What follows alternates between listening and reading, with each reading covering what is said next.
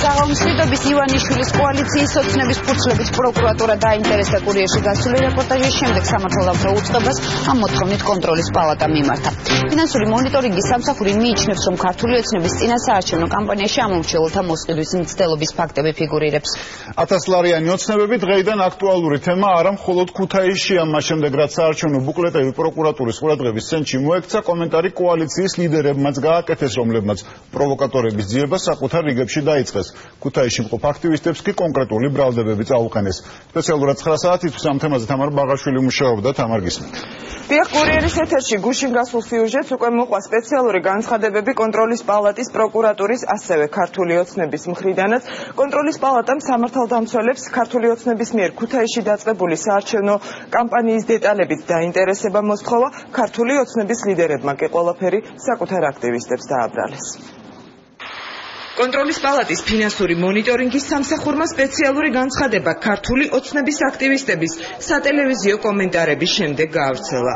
ინტერვიუების ის ნაწილი, სადაც ბიძინა ივანიშვილის კოალიციის მხარდამჭერები საარჩევნო ბუკლეტების სპეციალური გრაფის დანიშნულებას ხსნიდნენ. მაკონტროლებელი ორგანოს შეფასებით სისხლის სამართლის კანონის დარღვევა აღმოჩნდა. კონტროლის პალატის განცხადებაში ნათქვამია. 2012 წლის 5 ივნისის მედია საშუალებებით გავრცელდა ინფორმაცია, რომლის თანახმად პოლიტიკური კოალიცია ქართული ოცნების მიერ წინასაარჩევნო ღონისძიებების ფარგლებში ხდებოდა მოქალაქეებისთვის ბუკლეტების დარიგება, რომლის დროსაც ამომრჩევლებს თავაზობდნენ მხარდაჭერის მიღების სანაცვლოდ თავისი თხოვნების დაფიქსირებას და პირდებოდნენ მათ მატერიალიზაციას. კონტროლის პალატის ფინანსური მონიტორინგის სამსახური მიიჩნევს, რომ სახეზეა სისხლის სამართლის კოდექსის 1641 მუხლით გათვალისწინებული ამომრჩევლის მოსყიდვის დანაშაულის ნიშნები, რაც გამოიხატება საარჩევნო მიზნით პირდაპირ ან არაპირდაპირ ფულის, ფასიანი ქაღალდის, მათ შორის ფინანსური ინსტრუმენტის, სხვა ქონების, ქონებრივი უფლების, მომსახურებისგან სხვა რაიმე უპირატესობის დაპირებაში. ფინანსური მონიტორინგის სამსახური მიმართავს საქართველოს მთავარ პროკურატურას დაინტერესდნენ აღნიშნული ფაქტით და კომპეტენციის ფარგლებში მოახდინოს მისი შესწავლა და რეაგირება. ქართული ოცნების მხარდაჭერის სანაცვლოდ საკუთარი ოცნების სასრულებას ამომრჩევლებს ივანიშვილის კოალიციის მხარდამჭერები ქუთაისში დაწყებული საარჩევნო კამპანიის ფარგლებში პირდებოდნენ. სპეციალური გრაფის ზეპირი ინსტრუქცია მათ კურიერის კამერასთანაც განმარტეს. ადამიანმა რო დაწეროს აქ ლამბორჯინი მინდა რაღაც ვილაო, ამას ჩვენ დავუკმაყოფილებ, მაგრამ თუ უჭეს ვიღაცას სარისკი მანქანა არა, არანაირი პრობლემა არ არის. არჩევნებამდე მოხდება აუცილებლად. ტექნიკა, სულერები თუ იმეს უჭირს ტექნიკაც არის. და როდისთვის აუცილებლად ეს? აუცილებლად არჩევნებამდე.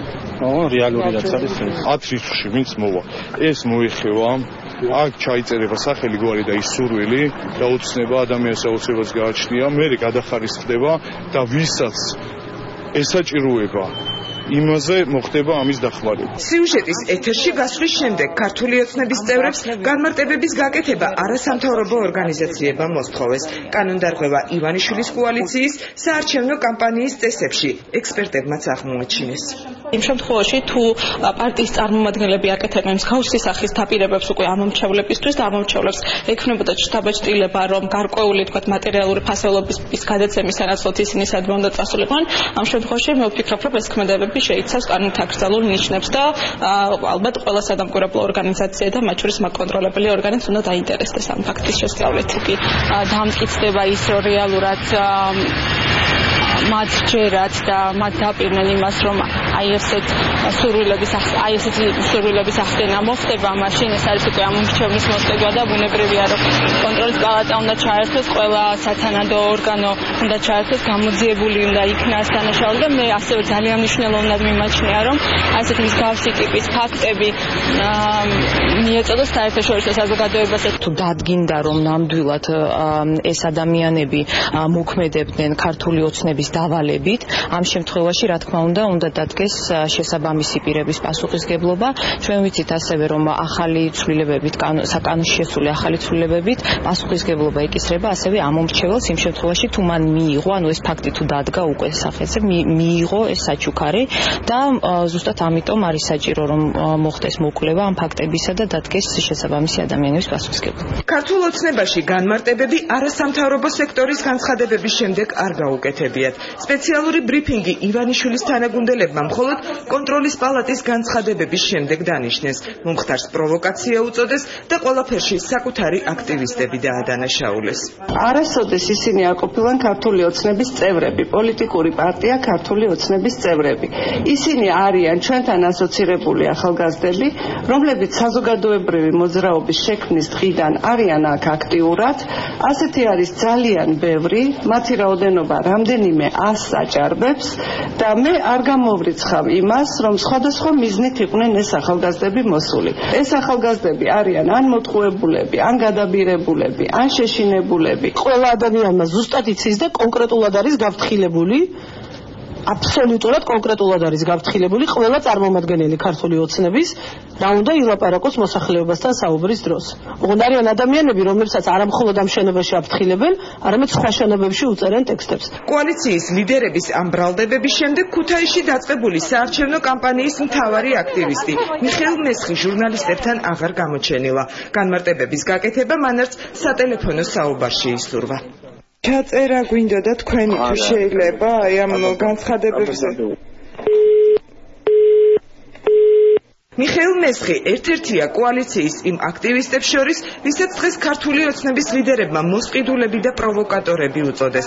თუმცა საკუთარი მხარდამჭერის მიზნებიც და კონკრეტული დავალებებით თინა ხიდაშელისთვის სავარაუდოდ კარგად ცნობილია, რადგან მიხეილ მესხთან მას დიდი ხნის ნაცნობობა აკავშირებს.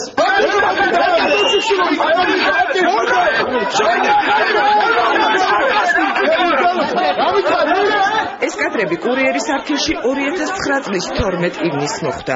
საქართველოს პარლამენტის ხდომის პირველი დღე, როცა ოპოზიციის აქტივისტები დეპუტატებს ფიზიკურად გაუსწორდნენ. პარლამენტის ეზოში მომხდარი ჩხუბის შემდეგ, სადაც ოპოზიციის მხრიდან სწორედ მიხეილ მესხი აქტიურობდა, შემთხვევის ადგილზე თინა ხიდაშელიც გამოჩნდა. სავარაუდოა, რომ ოპოზიციის ახალგაზრდული ფრთის მაშინდელ წარმომადგენლებთან, ხიდაშელს და სხვა ლიდერებს საკმაოდ ახლო ურთიერთობა ჰქონდათ და მათ მიზნებში ეჭვი არ შეუტანიათ. საკუთარი მხარდამჭერები მხოლოდ მას შემდეგ გააკრიტიკეს, რაც ქართული ოცნების აქტივისტებმა კოალიციისგან მიღებული ინსტრუქტაჟის შინაარსი გუშინ ჟურნალისტებს გააცნეს. ქართული ოცნების ქუთაისის ოფისში ახალი მითითებები დღესაც მიიღეს. ამჯერად უკვე აქტივისტები მიხეილ მესხთან ნაცნობობას და სპეციალურ ბარათებში ჩაწერილი ოცნებების მატერიალიზაციის დაპირებასაც უარყოფენ. კაცრად კონტროლდება ყველა წინადადება, რასაც ივანიშვილის კოალიციის რეგიონული წარმომადგენლები ინტერვიუს დროს ამბობენ. ეგარი ოცნებებმა რაც აუცილებლად ჭირდება ადამიანს არსებობისათვის. არსებობისათვის. ყველგან იგდება ჩვეულებრივად, არაფერი პრობლემა არ არის. ადამიანურობა. აჩა. პრობლემა გაქვს ამ. შევდამდე და ადამიანურობა. ხო. სადღაც ფლაიერებს არიგებენ, ფლაიერებს, და უცნებენ იწერება ჩვენ. ფლაიერებს არიგებენ. მოგესმინათ და აქცენტი ფლაიერებს არიგებენ. შეცვლილი ინსტრუქტაჟის შემდეგ ქართული ოცნების შეთავაზებაზე ისევ ღიად საუბრობენ ქუთაისელები. დღეს ბევრი მათგანი ისევ ადასტურებს, რომ ბიძინა ივანიშვილის კოალიციის წევრები ოცნებების ასრულებას კონკრეტული წინაპირობის სანაცვლოდ სთავაზობდნენ.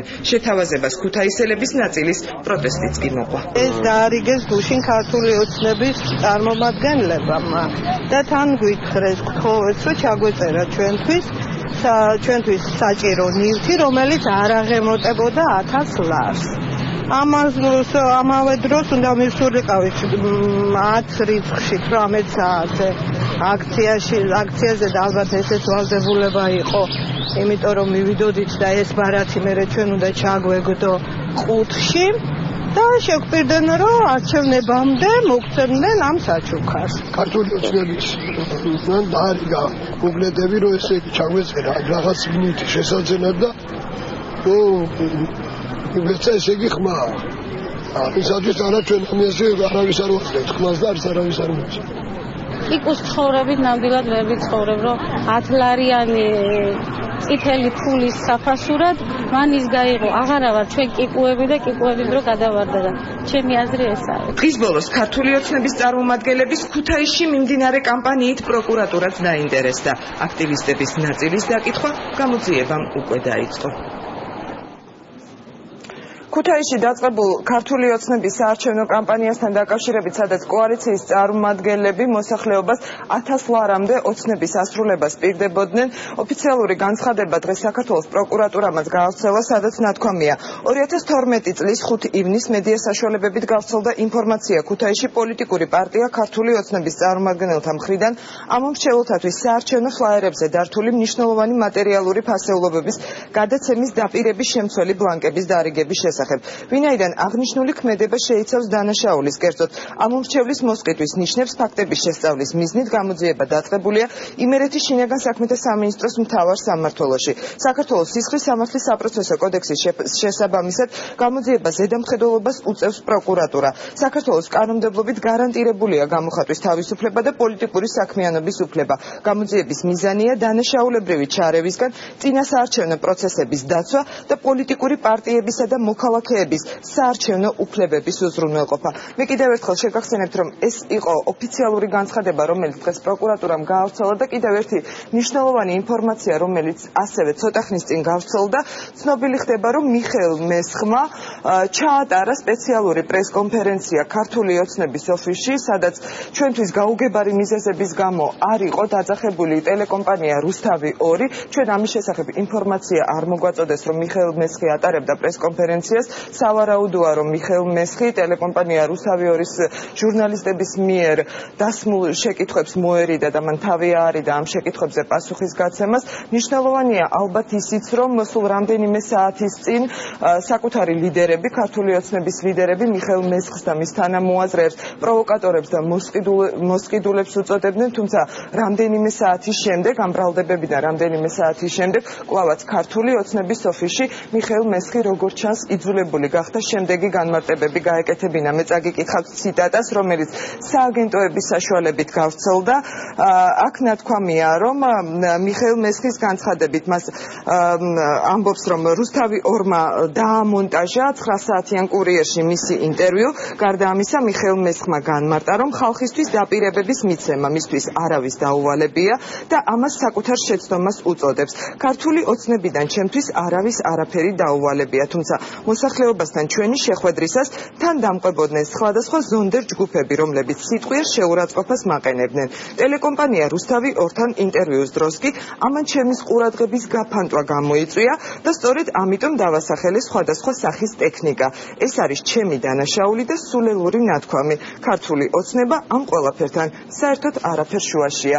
ეს არის მიხეილ მესხის განცხადება, რომელიც შეგახსენებთ, რომ მან სულ ცოტა ხნის წინ ქართული ოცნების ოფისში გააკეთა, სადაც რუსთავი 2-ის ჟურნალისტებს არ დაუძახეს, მაშინ როდესაც თავად ქართული ოცნების ლიდერების პრესკონფერენციის დროს იქ დაძახებული იყო ყველა მედია საშუალება და სწორედ ყველა მედია საშუალების თვალწინ ქართული ოცნების ლიდერებმა საკუთარ აქტივისტებს მოსყიდულები და პროვოკატორები უწოდეს. სავარაუდოა, რომ მიხეილ მესხი დამატებით განმარტებებს ალბათ აღარ გააკეთებს, ჩვენთვის უცნობია რა მიზეზებით არ მოხვდნენ ამ პრესკონფერენციაზე კურიერის ჟურნალისტები. მადლობა თამარ ბაღაშვილი საუბრობდა პირდაპირ ეთერში.